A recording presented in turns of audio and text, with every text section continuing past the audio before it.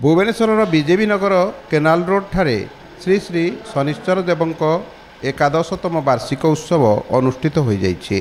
प्रथम दिवस रे अंकुरोपण कलश यात्रा करा परे परे सूर्य पूजा गो पूजा अग्निस्थापन और यज्ञर आयोजन करा द्वितीय दिवस रे सकाळु यज्ञ और चंडीपाठ संध्यारे पूर्णाहुति प्रदान करा मंदिरर मुख्य पूजक संजय कुमार दास यज्ञ कार्य संपादन करथिले। मंदिर प्रतिष्ठाता मुरलीधर साहू ममता साहू कर्ताकर्त्री भाव में दायित्व बहन करथिले। एथिरे सहयोग करथिले अनुष्ठानर समस्त कर्मकर्ता।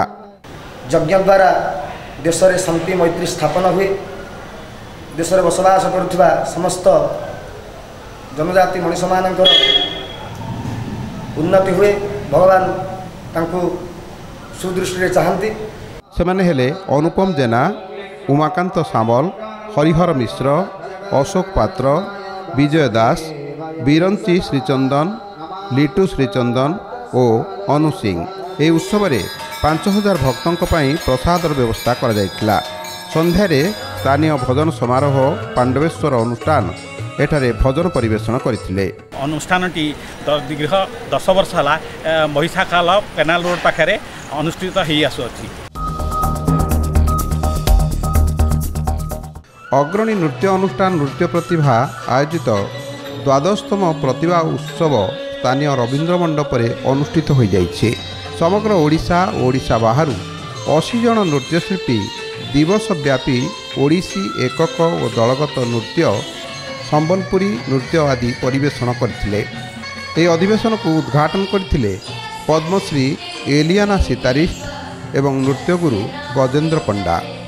संध्या अधिवेशन रे नृत्य प्रतिभार सभापति डॉक्टर रजनी रंजन दासों सभापतित्व में अनुष्ठित सभारे मान्यवर विधायक एकाम्र बाबू सिंह, श्री रूपेश पाणिग्राही विधायक दिगपहंडी, संस्कृति विभाग निर्देशक दिलीप राउतराय, वरिष्ठ ओडिसी नृत्यगुरु डॉक्टर स्नेहप्रभा सामंतराय, विशिष्ट चलचित्र निर्देशक सव्यसाची महापात्र, नृत्यगुरु दुर्गाचरण रणवीर, नृत्य प्रतिभा उपसभापति श्री बंकिम चंद्र नायक प्रमुख अतिथि भाव में जोग देइथिले। शेष में नृत्य प्रतिभार संपादिका गुरु श्रीमती प्रतिभा पंडा धन्यवाद अर्पण करथिले। ए उत्सव में रज प्रतिभा सम्मान नृत्यशिल्पी डॉक्टर अंकिता रथों को प्रदान करा जायतिला।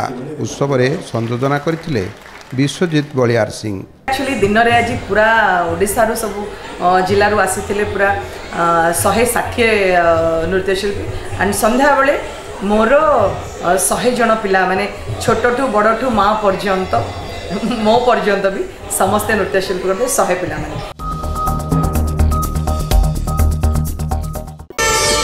प्रार्थना आम आनंदर उत्सव।